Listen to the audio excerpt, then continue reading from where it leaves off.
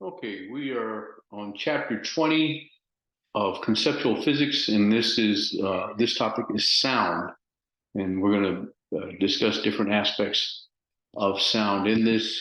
Let me dismiss my uh,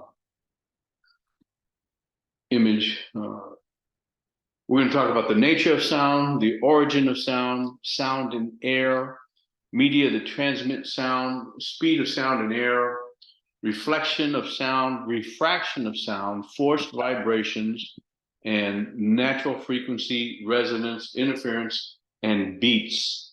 So let's start off. Sound is a variation in the pressure of a medium, typically air. Uh, that's as I speak, I am compressing and rarefying the air molecules in front of me as it transmits to the microphone of the computer, and then it gets uh, recorded electronically on the video that you're watching. So there's as I speak, the uh, the vibrations are causing compressions and rarefactions. Sound propagates as a longitudinal pressure wave. Remember, we talked about transverse waves and longitudinal waves. This is a longitudinal wave. The pressures, the waves are in the direction of the waves, the wave travel. Sound waves travel at a speed characteristic of the medium in which it propagates. So there's a speed of sound in air, and even that will vary with temperature and humidity. There's a speed of sound in water, and there's a speed of sound in metal. The speed of sound in water is higher than the speed of sound in air. The air, it's about 340 meters per second. In water, I don't know what it is. It's much higher, and in metal, it's even higher. I think on the order of 3,000 meters per second. In metal, it travels very, very rapidly. And our ears are devices which detect sound. Inside the ear, you have an eardrum that vibrates the um, with the pressure waves that are hitting your eardrum, and they vibrate the little bones that transmit the sound into the inner ear, which is like a little cone, a little it's like a little snail-looking thing that has different sized cones that vibrate, and so uh, that's how we hear. On a microphone, there's usually a little membrane that vibrates back and forth, and it may move a little crystal that records the vibrations and transfers it digitally to some sort of memory medium. Okay, most sounds are waves produced by the vibrations of matter. For example, in a piano, a violin, and a guitar, the sound is produced by the vibrating strings. In a saxophone, by the vibrating reed. In a flute, by a fluttering column of air set in motion by blowing across a mouthpiece.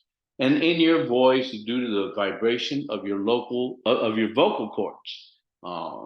So there's different types of vibration that cause sounds. Okay, the original vibration stimulates the vibration of something larger or more massive, such as the sounding board of a string instrument. You know, the guitar. If you just had guitar strings, that you wouldn't. If they were just like stretched between 2 points, you wouldn't hear much. But the fact that you have a sounding board that they're mounted on a wooden guitar, or some. I remember Ovation guitar makes it out of some kind of plastic resin. Um, that's the sounding board that helps resonate the sound. The air column within a reed or wind instrument.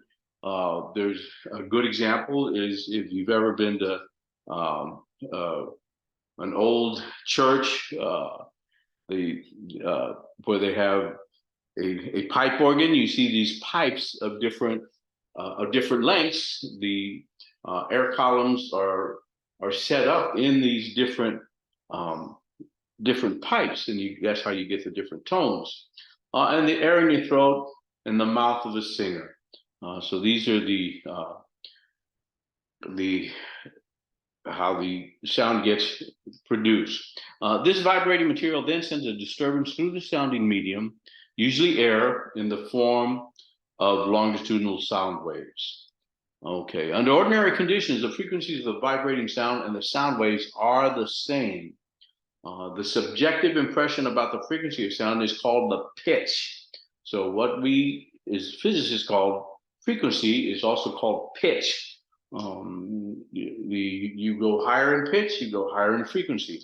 The ear of a young person can normally hear pitches corresponding to the range of frequencies between about 20 and 20 hertz.